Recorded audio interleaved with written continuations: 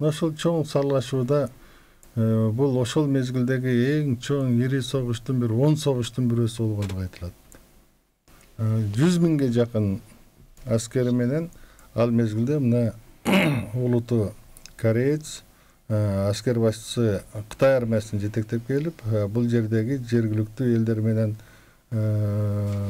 катуу саллашта жергиликтүү элдер мына ошол мезгилдеги араб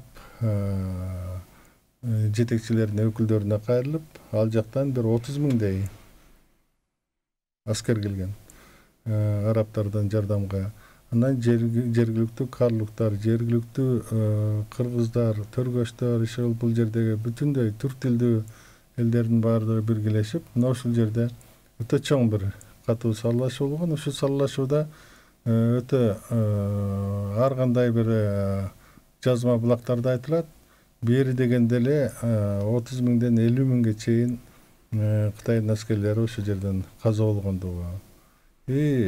Ушундай бир суунун жээгинде тирешип турган согуш ушул жерде бир топко чейин уланып, өтө бир кан, өтө катуу акканын акырында жеңиш араб аскерлери ага жардамдашкан ушул жердеги негизги жергиликтүү аскерлердин жардамы менен Кытай ушул аскери бул жерден талкалангандыгы. Ошол менен кийинки бир 1000 жылга чейин Кытай аскерлери бул жака аскердик чабуулга андан кийин келбегендиги тарыхта дайым айтылат.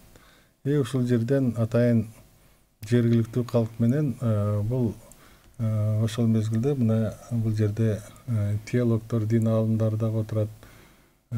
Кыргыздарга, жергиликтүү элдерге арабтар кылычтын күчү менен эмес, бул жердеги жергиликтүү элдин салты, наркы, тарыхый шарты менен ислам динин жайылтуу жагын ушул согуштан кийин мындай бир башка ыкманы колдонушкан. Ал ынандыруу жолу менен бул жердин салты, наркы менен айкалыштырып, аны ушундай түшүндүрүү жолдору менен динди таратуу ушул аймакта башкача жол менен түшкөн да. Ошондуктан бул согуштун өтө бир чоң бир мааниси бар. Чыгыш менен батыштын ортосундагы чоң бир цивилизациянын кагылышы болгон да.